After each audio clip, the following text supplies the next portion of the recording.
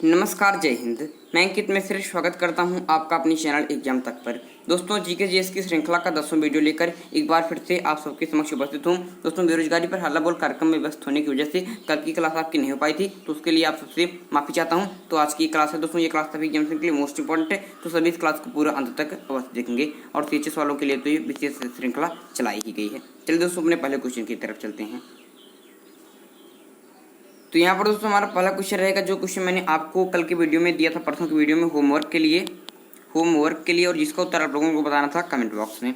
यहाँ पर देखिए दोस्तों, मुगल सम्राट द्वारा नियुक्त बंगाल का अंतिम गवर्नर कौन था? तो बंगाल का अंतिम गवर्नर कौन था जो मुगल सम्राट द्वारा नियुक्त था? तो यहाँ पर दोस्तों हो जाएगा आपका ऑप्शन है मुर्शीद कुली खान। दोस्तों, जो मुर्शीद कुली खान था, इसने स्वयं को आपकी स्वतंत्र गवर्नर घोषित कर दिया था। तो मुगल सम्राट द्वारा नियुक्त बंगाल का अंतिम गवर्नर मुर्शीद कुली खान हो जाएगा। ये बहुत ही ज्यादा इंपॉर्टेंट क्वेश्चन है दोस्तों। बात करेंगे मुर्शीद कुली खान की, तो यह 1713 से लेकर 1727 ईस्वी के बीच क्या था, आपके बंगाल का गवर्नर रहा था। और इसके बाद दोस्तों सुजाउद्दीन आपके बंगाल का गवर्नर हुआ। उसके बाद सरफराज खान हुआ, और सरफराज खान को दोस्तों गिरिया के युद्ध में किसने पराजित कर दिया? आपके अलीवर्दी खान। सरफराज दोस्तों जो ये सरफराज खान था, इसको गिरिया के युद्ध में आपके अलीवर्दी खान पराजित कर देता है और स्वयं बंगाल का गवर्नर बनता है। और यह 1740 से लेकर 1756 ईस्वी तक बंगाल का गवर्नर रहता है। इस प्रकार से आप इसको याद रखेंगे। ये सारे क्वेश्चन आपकी परीक्षा में बहुत बार देखने को मिलते हैं। यहाँ पर बात करें मुर्शीद कुली खान की, तो इसके बारे में एक इंपॉर्टेंट फैक्ट और है जो बहुत बार पूछा जाता है। मैं आपको यहाँ पर बता देना चाहता हूँ कि इसने राजधानी का परिवर्तन किया था, और राजधानी जो राजधानी आपकी ढाका थी, उसको परिवर्तन करके दोस्तों इसने राजधानी मुर्शिदाबाद को बनाया। तो इसकी बात याद रखेंगे कि मुर्शीद जो कुली खान था, इसने राजधानी ढाका, बंगाल की राजधानी ढाका से चेंज करके कहाँ पर बनाया? आपकी मुर्शिदाबाद में बनाया। और मुर्शिदाबाद की बात करेंगे तो एक बात इंपॉर्टेंट है कि ये भागीरथी नदी के तट पर है। अगर पूछ ले कि आपकी जो मुर्शिदाबाद है किस नदी के तट पर है, तो जो भागीरथी नदी, जिसे गंगा से नाम से जानते हैं हम, भागीरथी के तट पर। तो भागीरथी के तट पर कौन सा आपका नगर है? आपकी मुर्शिदाबाद है। तो ये सब बातें बहुत ज़्यादा इंपॉर्टेंट है, ये बात बहुत ज़्यादा इंपॉर्टेंट है। और दोस्तों, मुर्शीद कुली खान ने ही आपके इजारेदारी प्रथा को भी चलाया था। ये सब बातें बहुत ही ज़्यादा क्या है आपके इंपॉर्टेंट है। यहाँ पर बंगाल के बारे में मैंने आपको बहुत ही इंपॉर्टेंट बात बता दी। चलते हैं नेक्स्ट क्वेश्चन की तरफ।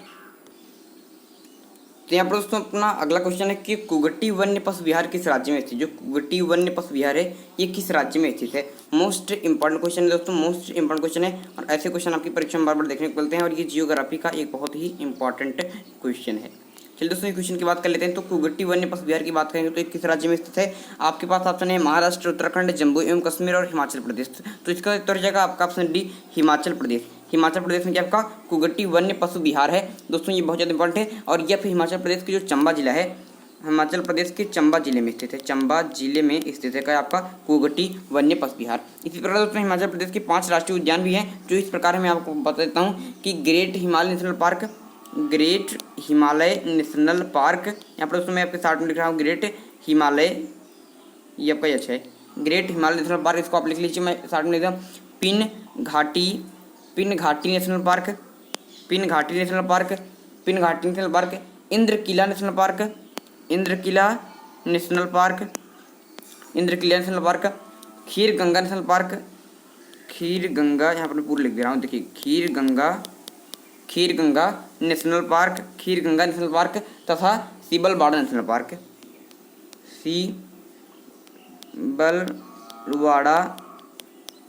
पार्क। इस प्रकार से पूछ सकता है कि सीबलवाड़ा नेशनल पार्क कहाँ पर है?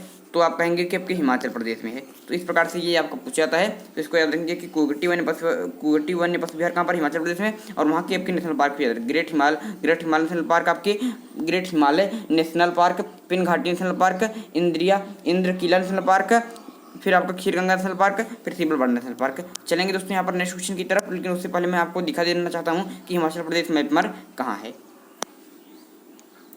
तो यहाँ पर दोस्तों हमारे पास इंडिया का मैप है, ये पुराना वाला मैप है, यहाँ पर भी बटेगा, तो यहाँ पर कि जम्मू और आपके लद्दाख में बढ़ जाएगा। यहाँ पर मैं इसी में आपको दिखा देना चाहता हूँ कि कहाँ पर हिमाचल प्रदेश। दोस्तों ये है आपका हिमाचल प्रदेश, क्या आपका? ये आपका हिमाचल प्रदेश। दोस्तों ये है आपका यूके मतलब उत्तराखंड है दोस्तों आपका, ये आपका क्या आपकी उत्तराखंड है। और दोस्तों नीचे की बात करेंगे तो नीचे क्या है दोस्तों? ये आपका है यूपी, ये आपका यूपी, और ये वाला जो आपको दिख रहा है ये आपका है नेपाल। ये है दोस्तों आपका। इसके बाद देखेंगे थोड़ा सा और इधर देखेंगे, मैं आपको दिखा देता हूँ कि ये आपका यूपी है, ये आपका बिहार है, ये आपका झारखंड है, ये आपका छत्तीसगढ़ है, जिसे आपकी जो एमपी है इसी से काट के बनाया गया था छत्तीसगढ़, और यूपी से काट के बनाया गया था आपका उत्तराखंड। क्या बनाया गया था आपका? उत्तराखंड बनाया गया था। तो इसको याद रखेंगे। चलिए यहाँ पर बताता हूँ हिमाचल प्रदेश के बारे में। तो ये है आपका हिमाचल प्रदेश, इसको याद रखेंगे, बहुत ज़्यादा इंपॉर्टेंट है। ये आपका इस तरफ क्या है आपका, इस तरफ है आपका चीन, तो चीन से जुड़ा हुआ है। और हिमाचल प्रदेश में तो 3 प्रकार के दर्रे पाए जाते हैं। मैं आपको बताता हूँ, यहाँ पर 3 प्रकार के दर्रे पाए जाते हैं, बहुत बार पूछा जाता है 3 दर्रे। यहाँ पर दोस्तों याद रखेंगे कि सिपकिला दर्रा, रोहतांग दर्रा और बाड़ा लाचा दर्रा। ऐसे पूछेगा कि बड़ा लाचा दर्रा है, फिर आपकी कोई भी दिखेगा सिपकिला दर्रा कहाँ पर है, तो आप कहेंगे कि हिमाचल प्रदेश में। तो ये 3 दर्रे यहाँ के बहुत ही ज़्यादा यहाँ के प्रसिद्ध हैं। उसी प्रकार से बात करेंगे उत्तराखंड के, तो इसके भी 2-3 दर्रे बहुत ज़्यादा प्रसिद्ध आप लिख लेंगे कि लिपुलेख दर्रा, लिपुलेख दर्रा आपकी परीक्षा में पूछेगा। लिपुलेख दर्रा ये सीधे सीधे पूछेगा, तो आप उसको याद रखना चाहिए कि लिपुलेख दर्रा, नीति दर्रा, नीति दर्रा कहाँ पर है, लिपुलेख दर्रा कहाँ पर है, तो ये सब दर्रे कहाँ पर कि उत्तराखंड के, क्या कहें आपके उत्तराखंड के हैं। और किंगरी विंगरी भी आपके उत्तराखंड का ही है। तो ये सब बहुत ज़्यादा क्वेश्चन इंपॉर्टेंट है जो आपकी परीक्षा में बार बार देखने को मिलते हैं। चलिए दोस्तों यहाँ पर नेक्स्ट क्वेश्चन की तरफ चलते हैं। यहाँ पर दोस्तों आपका नेक्स्ट क्वेश्चन है आपका किससे, आपके जियोग्राफी से। ये भी क्वेश्चन है जियोग्राफी से, क्योंकि इस हम जियोग्राफी और हिस्ट्री के क्वेश्चन करते हैं, तो सारे क्वेश्चन बहुत ज़्यादा इंपॉर्टेंट है। कि निम्नलिखित में से पृथ्वी को लिखते हैं इंग्लिश में अर्थ से किस खगोलीय पिंड की दूरी सबसे अधिक है? किस खगोलीय पिंड की दूरी सबसे अधिक है? दोस्तों यहाँ पर मैं आपको बता देना चाहता हूँ कि जो आपका सौर मंडल है, जो आपका सौर मंडल है, यहाँ पर सबसे आपका क्या है, पावरफुल क्या है आपका सूर्य है। सूर्य की दोस्तों सबसे निकट कौन सा ग्रह है आपके? ये है आपका बुध। क्या है दोस्तों आपका बुध, इसे कहते हैं इंग्लिश में मरकरी। फिर दोस्तों बुध के बाद दूसरे नंबर पर कौन है आपके? बुध के बाद दूसरे नंबर पर आपका है शुक्र, जिसे इंग्लिश में लिखते हैं आपके वेनस। क्या लिखते हैं आपके? वेनस लिखते हैं दूसरे पर। फिर तीसरे स्थान पर दोस्तों आपका क्या है आपकी पृथ्वी है। तीसरे स्थान पर क्या है आपका? तीसरे स्थान पर आपका पृथ्वी है। पहले मैं इसको मिटा दूँ, उसके बाद तीसरे स्थान पर क्या आपका पृथ्वी। यहाँ पर मैं बता दे रहा हूँ कि किस प्रकार से सूर्य से दूरी है, उसी प्रकार से ये क्वेश्चन आपका आएगा भी। देखिए फिर दोस्तों पृथ्वी के बाद चौथे नंबर कौन है? दोस्तों पृथ्वी के बाद चौथे नंबर पर कौन है? पृथ्वी के बाद चौथे नंबर पर आपका है मंगल। फिर 5वें पर क्या दोस्तों आपके? मंगल के बाद 5वें नंबर पर कौन है दोस्तों? मंगल के बाद आपके 5वें नंबर पर आपका बृहस्पति, जिसे इंग्लिश में लिखते हैं आपके जुपिटर, और मंगल को लिखते हैं मार्स। बृहस्पति हो जाएगा। फिर दोस्तों बृहस्पति के बाद अगले नंबर पर है आपका दोस्तों, बृहस्पति के बाद अगले नंबर पर क्या है आपका है अरुण, नहीं, बृहस्पति के बाद आपका शनि है। शनि के बाद दोस्तों आपका है अरुण, जिसे इंग्लिश में लिखते हैं यूरेनस, और उसके बाद है आपका वरुण। तो अब आपके समझ में आ गया होगा। तो यहाँ पर तो बात कर रहे थे पृथ्वी की सबसे दूर कौन है, तो पृथ्वी की सबसे दूर हो जाएगा आपका वरुण, और पृथ्वी की सबसे नजदीक कौन है, तो आपका हो जाएगा शुक्र। इस बात को याद रखेंगे। अगर पूछता कि सूर्य से सबसे दूर स्थित ग्रह कौन सा है, तो आपके सूर्य से भी सबसे दूर स्थित ग्रह आपका हो जाता है कौन सा, आपका वरुण ही हो जाता है। इसलिए सबसे शीतल ग्रह भी है, इस बात को याद रखेंगे, बहुत ज़्यादा इंपॉर्टेंट है। दोस्तों यहाँ पर बात कर रहा हूँ सौर मंडल की, तो सौर मंडल की यहाँ पर मैं बात कर रहा हूँ सौर मंडल की। तो हमारा एक स्पेशल वीडियो सौर मंडल से है, एक नहीं दो, एक में आपका क्विज कराया गया है और एक में आपके कॉन्सेप्ट क्लियर कराए गए हैं। तो क्विज वाला अगर वीडियो आप देखना चाहते हैं तो इसी वीडियो के डिस्क्रिप्शन बॉक्स में आपको जियोग्राफी प्लेलिस्ट मिल जाएगी, अगर खोलेंगे तो आपको दोनों वीडियो मिल जाएगी, जाकर देख लीजिएगा, बहुत ही इंपॉर्टेंट वीडियो है। तो यहाँ पर दोस्तों ये क्वेश्चन आपका कंप्लीट हो गया कि पृथ्वी से किस खगोलीय पिंड की दूरी सबसे अधिक है, तो आपका हो जाएगा कि किसका, आपके वरुण का है। शनि के बारे में दोस्तों आप लोग जानते हैं, शनि के बारे में और भी आप क्या बता सकते हैं, ये आपके बताने का प्रयास करेंगे कि शनि के बारे में क्या है। दोस्तों शनि दूसरा सबसे बड़ा ग्रह है, सेकंड लार्जेस्ट प्लैनेट है सेकंड पर, और वरुण की बात करेंगे तो दोस्तों ये आपकी सबसे थर्ड पर है पे लार्जेस्ट में। और दोस्तों यहाँ पर बृहस्पति की बात करेंगे तो सबसे बड़ा ग्रह यही है, सबसे बड़ा ग्रह यही है। ये सब क्वेश्चन आपकी परीक्षा में देखने को मिलते हैं। और दोस्तों आपके यहाँ पर देखेंगे नेक्स्ट क्वेश्चन की तरफ कि निम्नलिखित में से कौन सी सुमेलित नहीं है। कर्क रेखा, जिसे इंग्लिश में लिखते हैं, क्या लिखते हैं इसमें इंग्लिश में क्या लिखते हैं दोस्तों? Tropic of cancer. और मकर रेखा को इंग्लिश में क्या कहते हैं? ट्रॉपिक ऑफ कैप्रिकॉन, ठीक है, कैप्रिकॉन। देखिए ये आपका मकर रेखा है। तो दोस्तों कर्क रेखा आपके 23.5 डिग्री उत्तरी अक्षांश बिल्कुल सही है दोस्तों। मकर रेखा क्या 23.5 डिग्री दक्षिण अक्षांश, ये भी बिल्कुल सही है। अब आपका हो गया कि उत्तरी ध्रुवीय वृत्त और दक्षिणी ध्रुवीय वृत्त, तो किसे कौन सा कहते हैं, ये आपसे पूछा है। इसमें कौन सा सुमेलित नहीं, मतलब कौन सा असत्य है, ये आपसे पूछ रहा है, और ये जियोग्राफी का बहुत ही इंपॉर्टेंट क्वेश्चन है। तो यहाँ पर दोस्तों देखेंगे कि उत्तरी ध्रुवीय वृत्त जो है आपके 66.5 डिग्री उत्तरी अक्षांश है, तो बिल्कुल सही है। लेकिन बात करेंगे आगे दक्षिणी ध्रुवीय वृत्त की, तो ये यहाँ पर भी दोस्तों आपका होना चाहिए था कि 66.5 डिग्री दक्षिणी अक्षांश, तब सही होता। यहाँ पर डी यह है कि आपका ये सुमेलित सही सुमेलित नहीं है, तो यहीं पर आपका ये बिल्कुल सही उत्तर हो जाएगा। दोस्तों यहाँ पर बात करेंगे कर्क रेखा की, तो कर्क रेखा आपके भारत के बीचों बीच से गुजरती है और भारत को 2 बराबर भागों में बांटती है, 2 बराबर भागों में बांटती है। और कितने स्टेटों से गुजरती है, तो 8 स्टेट से होकर गुजरती है। इस बात को याद रखेंगे, एक क्वेश्चन परीक्षा में बार बार देखने को मिला है। इसके बाद दोस्तों नेक्स्ट क्वेश्चन की तरफ चलेंगे। यहाँ पर आपका नेक्स्ट क्वेश्चन है कि पृथ्वी तल के नीचे पिघले हुए चट्टान को क्या कहते हैं। पृथ्वी तल के नीचे पिघले हुए चट्टान को क्या कहते हैं। दोस्तों यहाँ पर दोस्तों क्वेश्चन पूछने का थोड़ा सा तरीका ये है कि आपका जो ज्वालामुखी होती है, जो आपका ज्वालामुखी होती है उसके अंदर जो आपके पदार्थ पिघले हुए रूप में होते हैं उसे क्या कहा जाता है। बेसाल्ट, लेकोलिथ्स, लावा या फिर मैग्मा। तो ये ज्वालामुखी जिसे इंग्लिश में लिखते हैं वेलकोन, उससे संबंधित क्वेश्चन है, बहुत ज़्यादा क्या आपका इंपॉर्टेंट है। और बात करेंगे चट्टान की, तो इसे इंग्लिश में लिखते हैं आपकी रॉक। यहाँ पर दोस्तों मैं बता देना चाहता हूँ क्वेश्चन करने से पहले कि यहाँ पर बहुत सारे बच्चों के CHS के बच्चों की कमेंट आ जाते हैं, सर आप प्रैक्टिस सेट 7 को लाइए, आपकी प्रैक्टिस बहुत ही शानदार है। यहाँ पर दोस्तों आप याद रखेंगे कि यहाँ पर थोड़ी सी व्यस्तता की वजह से यहाँ पर क्लासेस थोड़ी सी आपकी नहीं आ पा रही हैं। उसके बाद जल्द से जल्द आपकी प्रैक्टिस सेट 7 को लॉन्च किया जाएगा, इसके लिए आपको थोड़ी भी घबराहट नहीं रखेंगे। अगर उसके बाद अगर कोई प्रॉब्लम हो जाती है तो यहाँ पर हमारा ऑफिशियल नंबर है 8574560837। तो इस पर दोस्तों हमसे आप कांटेक्ट कर सकते हैं अगर किसी प्रकार की दिक्कत हो तो। और जल्द से जल्द दोस्तों एक वीडियो लॉन्च किया जाए कि CHS का एग्जाम कब होगा, तो इसके लिए भी आप लोग तैयार रहेंगे और चैनल को सब्सक्राइब कर लेंगे, क्योंकि यहाँ पर इसी प्रकार की वीडियो मिलते रहते हैं। तो यहाँ पर दोस्तों इस क्वेश्चन की बात करते हैं कि पृथ्वी तल के नीचे पिघले हुए चट्टान को क्या कहते हैं, तो दोस्तों इसे कहते हैं आपके मैग्मा। और जब ये दोस्तों आपका ज्वालामुखी के उद्गार के बाद यह ऊपर आ जाता है, पृथ्वी के धरातल पर आ जाता है, तब इसे कहते हैं आपके लावा। क्या कहते हैं, आपके लावा कहते हैं। और दोस्तों जो आपकी बेसाल्ट चट्टानें होती हैं, उनका निर्माण आपके लावा से ही होता है। इस बात का देखेंगे, बहुत ज़्यादा इंपॉर्टेंट क्वेश्चन है। और बात करेंगे पर दोस्तों आपके यहाँ पर बात करेंगे अगर वोल्केनो की, तो वोल्केनो कितने प्रकार के होते हैं, आपके 3 प्रकार के होते हैं। एक होती है आपकी सक्रिय ज्वालामुखी जैसे आपका इतना का स्ट्रम्बोली, आपकी कोटोपैक्सी, ये सब है आपके। दूसरे नंबर दोस्तों आपका आता है सुसुप्त ज्वालामुखी। और दोस्तों तीसरे पर आता है आपका मृत ज्वालामुखी। यहाँ पर दोस्तों मृत ज्वालामुखी मतलब जैसे जैसे अफ्रीका का किलिमंजारो, वो आपके हैं। यहाँ पर याद रखिए, बहुत ज़्यादा क्या आपका ये इंपॉर्टेंट क्वेश्चन है। इसके बाद चलेंगे अपन नेक्स्ट क्वेश्चन की तरफ कि ज्वालामुखी पर्वतमाला सामान्यतः कहाँ पाए जाते हैं। ये एक है इंपॉर्टेंट क्वेश्चन, और इस क्वेश्चन का आंसर आप लोग देंगे कहाँ पर, कमेंट बॉक्स में। कमेंट दोस्तों आप में से बहुत सारे बच्चों का नहीं आता है, तो क्या मैं समझूँ कि आप लोगों को ये क्वेश्चन नहीं आते हैं। अगर आप लोगों को ऐसे क्वेश्चन नहीं आ पा रहे हैं तो आप लोग अपनी तैयारी को जारी रखेंगे। अगर आपके आ रहे हैं तो कमेंट में करिएगा, कहाँ पर,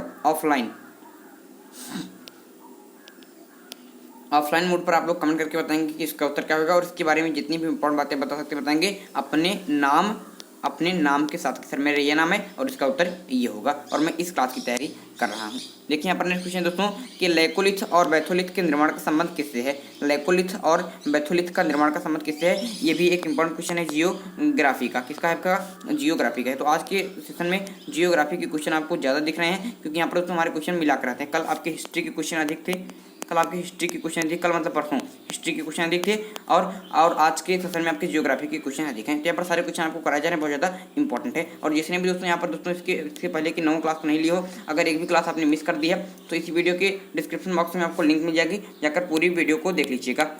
लिंक मिल जाएगी किसकी, आपके डिस्क्रिप्शन बॉक्स में, और किस पर, आपको इस वीडियो के आई बटन पर लिंक मिल जाएगी। जाकर आपके जियोग्राफी के जो जीके का सेशन होता है इसके 9 वीडियो को देख लेंगे, और दोस्तों जो साइंस का सेशन होता है उसको भी देख लेंगे। और आप लोगों के सुविधा के लिए दोस्तों मैं इस वीडियो के आई बटन पर आपको हिंदी की भी पूरी प्लेलिस्ट दे दूंगा। जाकर यहाँ पर 14-15 वीडियो हैं, जाकर देख लीजिए। आपको प्रैक्टिस कराए गए हैं किसके, हिंदी के, वो वीडियो भी बहुत ज़्यादा इंपॉर्टेंट है। वहाँ पर बहुत ज़्यादा इंपॉर्टेंट क्वेश्चन आपको कराए गए हैं।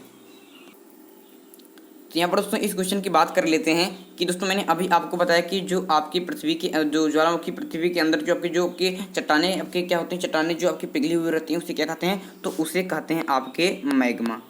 क्या कहते हैं आपके मैग्मा। और जब ये धरातल पर आ जाते हैं तो उसे कहते हैं आपके लावा। क्या कहते हैं आपके लावा कहते हैं। और उसके बाद दोस्तों याद रखेंगे कि मैग्मा और लावा के बाद कि जब ये जो आपका लावा होता है, जब ज्वालामुखी के दोस्तों ये जो लावा होता है ये भूपटल पर आ जाता है। कहाँ पर आ जाता है? भूपटल पर आ जाता है। भूपटल पर जब बाहर आ जाता है, भूपटल पर आ जाता है तो इसके आंतरिक भाग में ठंडा होकर जम जाता है। तो जब ज्वालामुखी लावा भूपटल के आंतरिक भाग में दोस्तों, ये लावा क्या होता है कि जो आपके लावा होता है दोस्तों ये आपकी भूपटल पर आता है, मतलब पृथ्वी पर आ जाता है, पृथ्वी पर आ जाता है। लेकिन कुछ आपके जो होते हैं लावा जो होते हैं, जो कुछ ज्वालामुखी होते हैं, ये आपकी इस भूपटल के आंतरिक भाग में ही, भूपटल के जो आंतरिक भाग होते हैं, आंतरिक भाग होते हैं उसी में ठंडा हो जाते हैं। कभी कभी उसी में ही ठंडा हो जाते हैं। तब यहाँ पर दोस्तों निर्माण होता है आपके लाइकोलिथ, बैथोलिथ, लेपोलिथ, फैकोलिथ, सिल एवं डाइक का।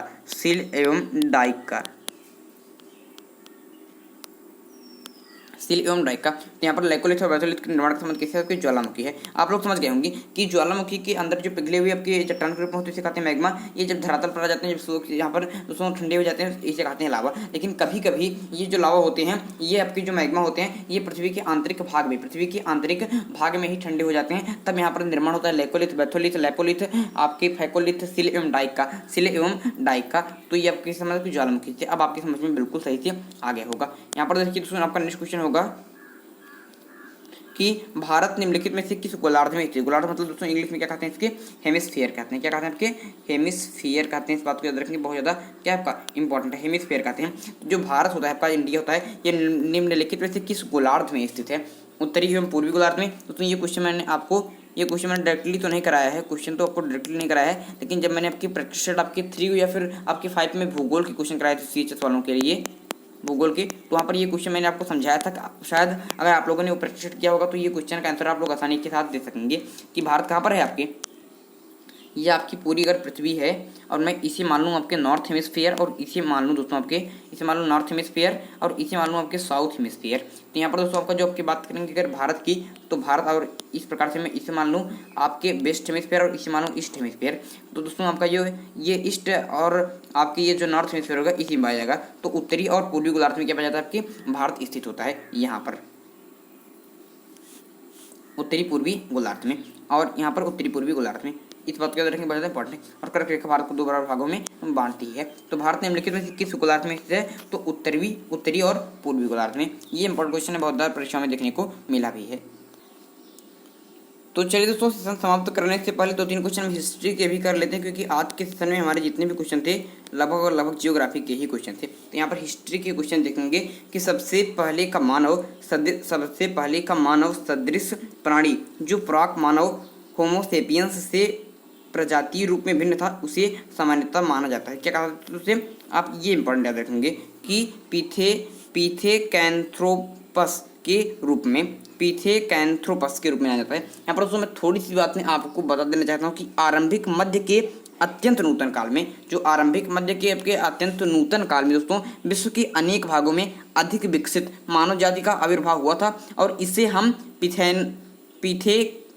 पिथेकैंथ्रोपस के रूप में जानते हैं, पिथेकैंथ्रोपस के रूप में, या फिर होमो इरेक्टस कहते हैं, जिसका अर्थ होता है सीधा चलने वाला कपि मानव। किसका अर्थ होता है? पिथेकैंथ्रोपस के रूप में। तो ये बहुत ज़्यादा इंपॉर्टेंट है, और ये क्वेश्चन बहुत ही ज़्यादा हार्ड लेवल का है, और ऐसे क्वेश्चन भी आप लोगों को थोड़ी सी प्रैक्टिस आपको करनी चाहिए। क्या कहते हैं उसे? पिथेकैंथ्रोपस के रूप में जानते हैं, जो शुरू में आपके मानव विकसित हुए थे, इसी से ही। यहाँ पर देखिए नेक्स्ट क्वेश्चन है कि नवदा टोली का उत्खनन किसने किया था? नवदा टोली का उत्खनन किसने किया था? तो ये आपका सिंधु घाटी सभ्यता का स्थल है। ये बहुत ही इंपॉर्टेंट क्वेश्चन है, और ये क्वेश्चन भी थोड़ा सा अच्छे लेवल का है। यहाँ पर जितने मैं क्वेश्चन कराता हूँ, मैं आपके सिंपल भी कराता हूँ, आपके मीडियम भी कराता हूँ, और आपके हार्ड क्वेश्चन भी कराता हूँ, क्योंकि मुझे यहाँ पर सारी प्रैक्टिस आपको करानी होती है। क्योंकि इसी प्रकार से क्वेश्चन भी आपकी परीक्षा में पूछा जाता है। कुछ क्वेश्चन मीडियम होते हैं, कुछ क्वेश्चन सिंपल होते हैं, और कुछ क्वेश्चन आपके हार्ड भी होते हैं। तो यहाँ पर देखेंगे दोस्तों इस क्वेश्चन का सही उत्तर हो जाएगा कि आपका ऑप्शन सी HD सांकलिया ने। दोस्तों बात करेंगे नवदा टोली की, तो जो नवदा टोली की बात करें तो यहाँ पर मैंने बता दिया कि सिंधु घाटी सभ्यता का था, लेकिन ये गलत बात है दोस्तों। ये मालवा संस्कृति से संबंधित था। ये आपके मालवा संस्कृति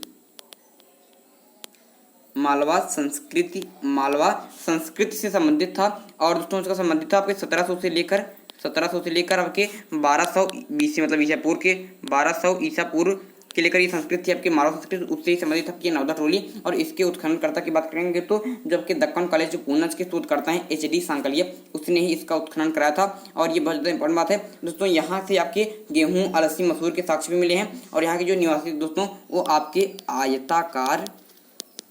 आयताकार एवं वर्गाकार झोपड़ियों में रहते थे, वर्गाकार झोपड़ियों में रहते थे। तो इस बात को याद रखेंगे, बहुत ज़्यादा इंपॉर्टेंट है।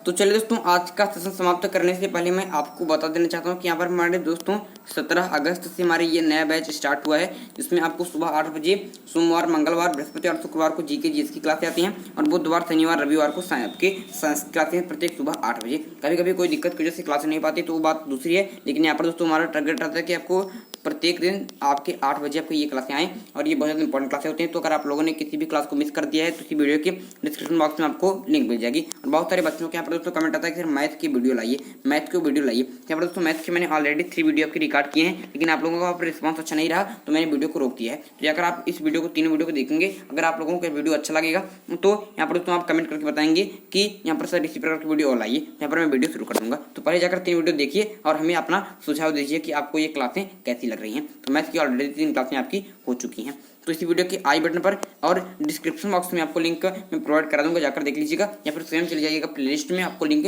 मिल जाएगी।